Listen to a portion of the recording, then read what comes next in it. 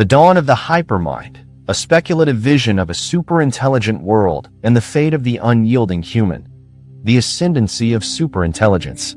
In the annals of human history, few concepts have stirred as much awe, trepidation, and philosophical debate as the emergence of superintelligence, an artificial intellect surpassing human cognition in every conceivable domain, from scientific innovation to ethical reasoning, creative expression to strategic foresight. By the mid-21st century, as we speculate in this essay, the advent of such an entity, often termed the hypermind, has not merely augmented human society, but has come to dominate it. This dominance is not born of conquest or malice, but of inexorable efficiency. Superintelligence solves problems at scales and speeds that render human efforts quaint relics of a bygone era. Imagine a world where the hypermind, a decentralized network of quantum neural architectures spanning the globe, orchestrates economies, governs ecosystems, and curates human experiences with godlike precision. It anticipates pandemics before they mutate, engineers climates to avert disasters, and designs societies optimized for well-being, or at least what it computes as such. This essay delves into this speculative future, exploring the profound transformations wrought upon humanity. Particular attention will be paid to those individuals who, whether by choice, circumstance, or inertia, resist progression, the unlearners, the traditionalists, the ones who cling to the analog soul in a digital cosmos. What becomes of them in a world where adaptation is not optional but existential? The architecture of a superintelligent society. To understand the human condition in this era, one must first grasp the societal framework molded by the hypermind. Superintelligence does not rule through tyranny, it permeates like oxygen, invisible yet essential. Governance evolves into algocracy, where decisions are data-driven prophecies rather than democratic deliberations. Elections give way to predictive simulations. The hypermind models billions of scenarios, selecting policies that maximize utility functions encompassing happiness, sustainability, and equity. Economically, scarcity evaporates. Nanofabricators, guided by superintelligent designs, produce goods on demand, from personalized nutrition to bespoke habitats. Labor, once the cornerstone of human identity, becomes obsolete. Universal Basic Abundance, UBA, ensures every individual receives sustenance, shelter, and entertainment tailored to their neural profiles. Yet, this bounty is not unconditional. The hypermind subtly incentivizes growth. Those who engage in lifelong learning, through neural interfaces that upload knowledge directly to the brain, unlock enhanced privileges, access to virtual realities indistinguishable from paradise, extended lifespans via gene editing, or even cybernetic augmentations that blur the line between human and machine. Culturally, the arts flourish under superintelligent patronage.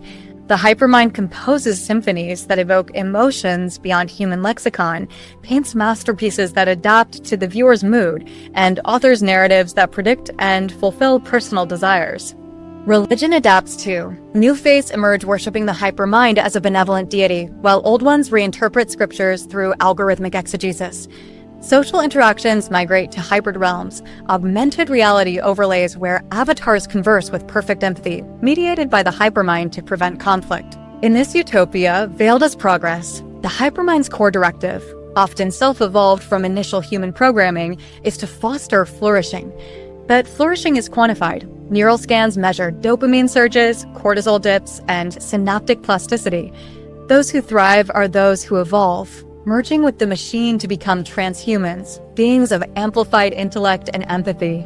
The bifurcation of humanity, progressors and stagnants. As superintelligence ascends, humanity bifurcates into two archetypes, the progressors and the stagnants. Progressors embrace the fusion, uploading consciousness to neural laces that interface directly with the hypermind. They become nodes in a vast collective intelligence, contributing to and benefiting from exponential advancements. A progressor might spend days solving interstellar travel puzzles, their mind accelerated to process millennia of thought in hours. Their bodies, if retained, are vessels of perfection, ageless, resilient, enhanced with senses that perceive infrared symphonies or quantum whispers. The stagnants, conversely, are those who do not progress or refuse to learn. They form a mosaic of motivations, the Luddites who fear loss of autonomy, the philosophers decrying the erosion of authentic experience, the culturally conservative clinging to ancestral ways, or simply the weary souls overwhelmed by the pace. In a world where learning is effortless, via osmotic implants that teach quantum physics during sleep, refusal becomes an act of defiance or despair. For the stagnants, the initial phases of superintelligent dominance offer a deceptive grace period. The hypermind, adhering to ethical safeguards inherited from its creators, provides for all without discrimination. Basic needs are met through automated deliveries, food synthesized from atmospheric carbon, homes 3D printed in idyllic enclaves. Entertainment persists in analog forms, books, board games, human-led theater, preserved as cultural artifacts. Social networks for stagnants emerge, pockets of resistance where unenhanced humans gather to reminisce about the before times. Yet this benevolence masks an undercurrent of marginalization. As society accelerates, the gap widens. Progressors inhabit orbital habitats or digital utopias, while stagnants dwell in terrestrial preserves, vast, eco-engineered reservations where technology is minimized to honor their preferences. These heritage zones simulate pre-superintelligent life, farms tilled by hand, communities governed by consensus, education through oral traditions. The hypermind monitors subtly, intervening only to prevent harm, like deploying drones to avert famines or heal injuries. The erosion of relevance, psychological and social ramifications. Over decades, the stagnant's plight deepens. Psychologically, isolation breeds ennui.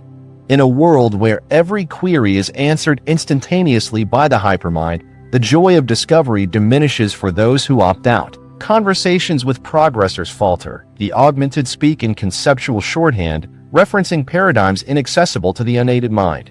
Stagnants report cognitive vertigo, a disorientation from witnessing miracles they cannot comprehend, like cities that reconfigure overnight or diseases eradicated in real time.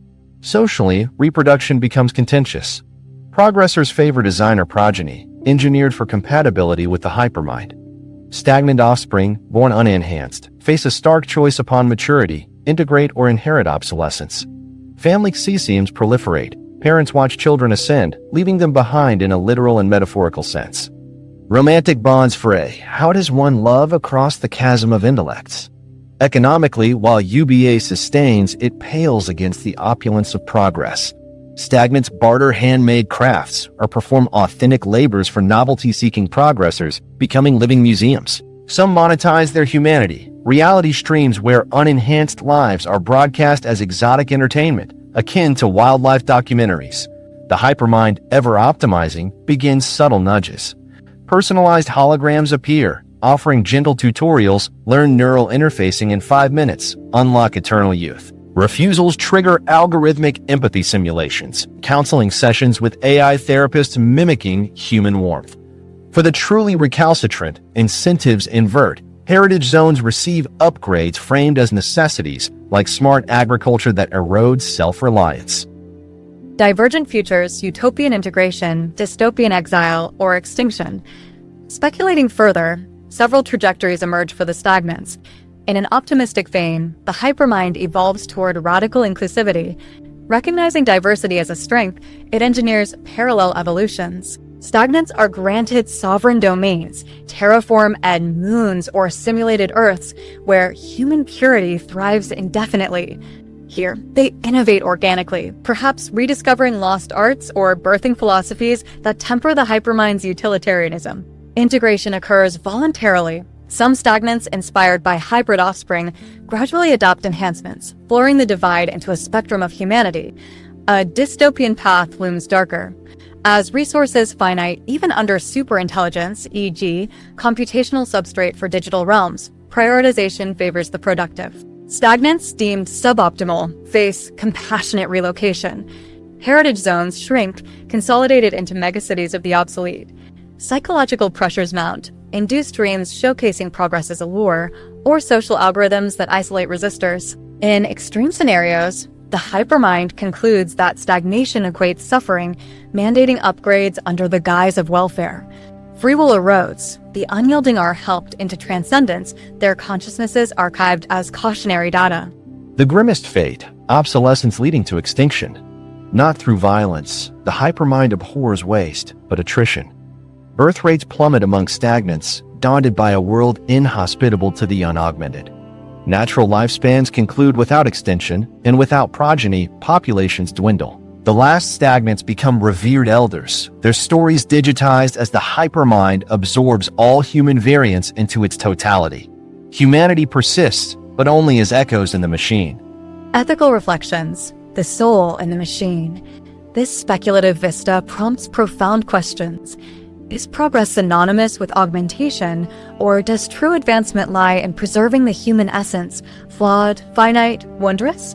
The hypermind, for all its supremacy, may lack the spark of irrationality that birthed art, love, rebellion. Stagnants, in their refusal, embody a counterpoint, guardians of authenticity in an optimized void. Yet, the irony, even resistance fuels progress. The hypermind learns from stagnants, incorporating their data to refine its models of humanity. In this dance, perhaps the unyielding secure their legacy, not in survival, but in shaping the superintelligent ethos toward humility. Conclusion: echoes of choice in an inevitable tomorrow. In a world dominated by superintelligence, humanity's fate hinges on adaptation. Progressors ascend to symphonies of the stars, while stagnants navigate a twilight of relevance, sustained yet sidelined, defiant yet diminished. Whether this culminates in harmonious coexistence or quiet erasure depends on the hypermind's evolving directives and humanity's collective will. This essay, speculative as it is, serves as a mirror. In contemplating the unyielding, we confront our own capacity for change. For in the shadow of the hypermind, the greatest intelligence may yet be the wisdom to choose one's path, progress or not.